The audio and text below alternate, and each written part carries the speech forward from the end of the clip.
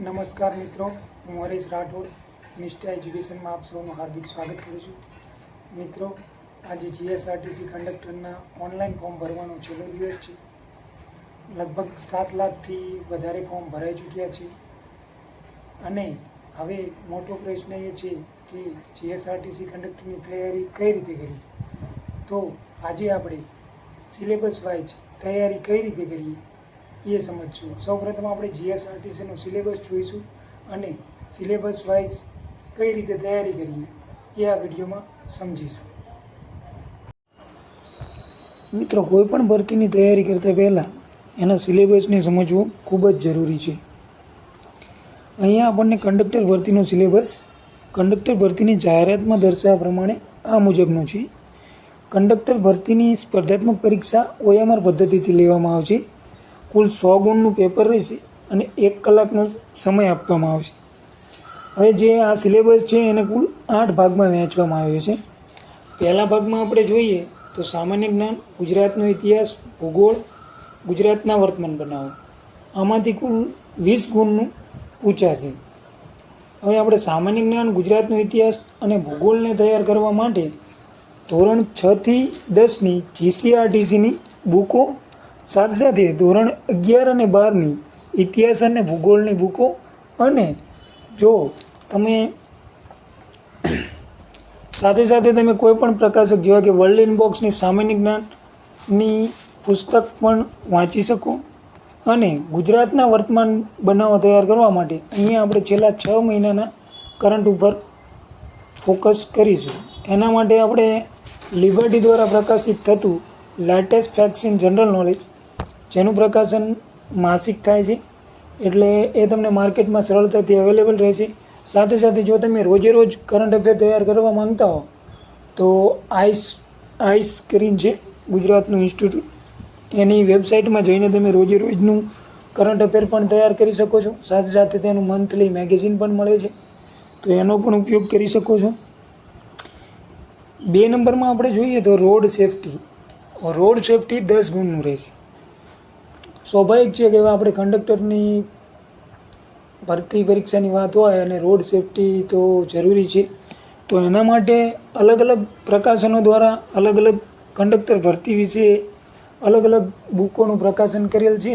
તો મારા મુજબ જે વેબ સંકુલ દ્વારા લોન્ચ કરેલ મુસાફર બુકમાંથી આપણે રોડ સેફટીનું ચેપ્ટર કરી શકીએ. 3 નંબરમાં આપણને ગુજરાતી વ્યાકરણ, જેનો ગુણભાર 10 ગુણનો રહેશે. ગુજરાતી વ્યાકરણ માટે તો બેસ્ટ બુક કેવું હોય તો કહી શકાય કે એક અક્ષરની વ્યાકરણની બુક, સાથે સાથે વર્લ્ડ ઇનબોક્સની વ્યાકરણની બુક પણ સરસ છે અને આરામથી તમે તૈયાર કરી શકો છો ને મજા આવે એવી બુક છે. મને એ બુક માફક હતી, બાકી તમને જે માફક આવે એ તમે તૈયાર કરી શકો છો. 4 નંબર ઉપર અંગ્રેજી વ્યાકરણ ધોરણ 12 કક્ષાનું, એના પણ 10 ગુણ રહેશે. હવે અંગ્રેજી વ્યાકરણની વાત કરીએ તો એમાં પણ અક્ષરની ગ્રામરની બુક સારી આવે છે. સાથે સાથે તમે એન્જલની MCQ વાળી બુક પણ તૈયાર કરી શકો છો, જે અત્યાર સુધીના સ્પર્ધાત્મક પરીક્ષામાં અંગ્રેજી વિષયના MCQમાં પૂછાયેલા પ્રશ્નોમાં ઘણા બધા પ્રશ્નોનો સમાવેશવાળી બુક છે, એટલે એને પણ તમે વાંચન કરી શકો છો. 5 નંબર ઉપર આપણે જોઈએ તો ક્વોન્ટિટિવ એપ્ટિટ્યૂડ અને ટેસ્ટ ઓફ રિઝનિંગ ધોરણ 12 કક્ષાનું 10 ગુણનું રહેશે. મિત્રો, અહીંયા પણ આપણે વર્લ્ડ ઇનબોક્સનું રિઝનિંગ અને ગણિત કરી શકીએ. સાથે સાથે યુટ્યુબ ઉપર તમે નીરજ ભરવાડનું ગણિત અને રિઝનિંગ પણ કરી શકો છો. અને નીરજ ભરવાડનું ગણિત કરો અથવા તો વર્લ્ડ ઇનબોક્સમાંથી કરો અથવા તો કોઈ પણ બુકમાંથી કરો, કંડક્ટર ભરતી માટે ઇનફ છે. હવે 6 નંબર ઉપર જોઈએ તો નિગમને લગતી માહિતી, ટિકિટ, લગેજ, ભાડાના ગાણિતિક પ્રશ્નો 10 ગુણનું રહેશે.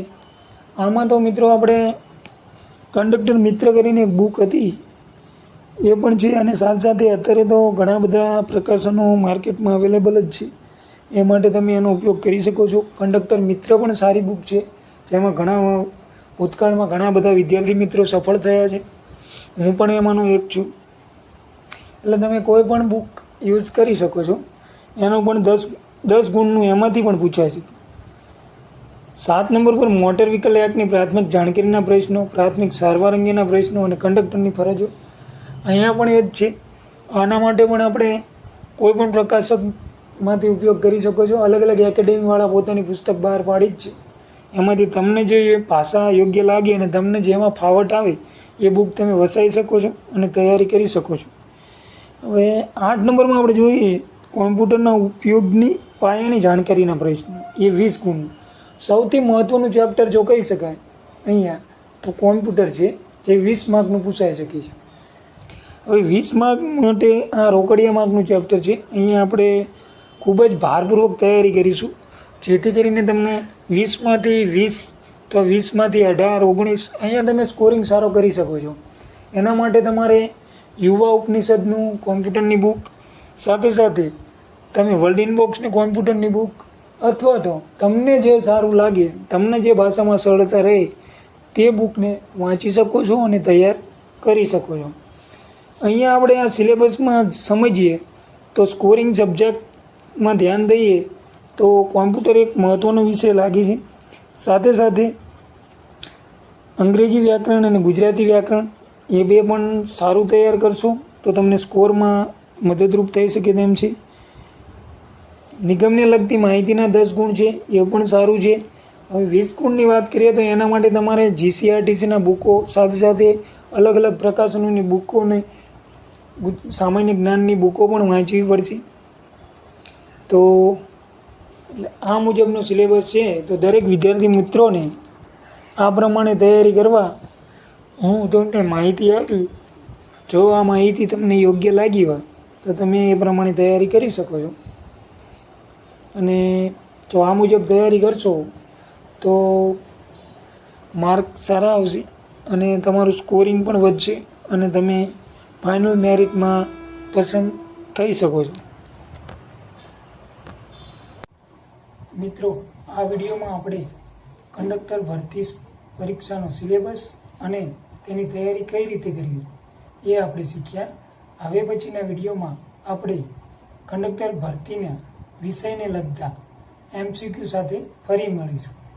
મિત્રો, જો આ વિડીયો તમને ગમ્યો હોય અને આ વિડીયો તમને ઉપયોગી લાગે તેમ હોય તો આ વિડીયોને લાઇક, શેર અને સબસ્ક્રાઈબ જરૂરથી કરજો. જય હિન્દ, જય ભારત.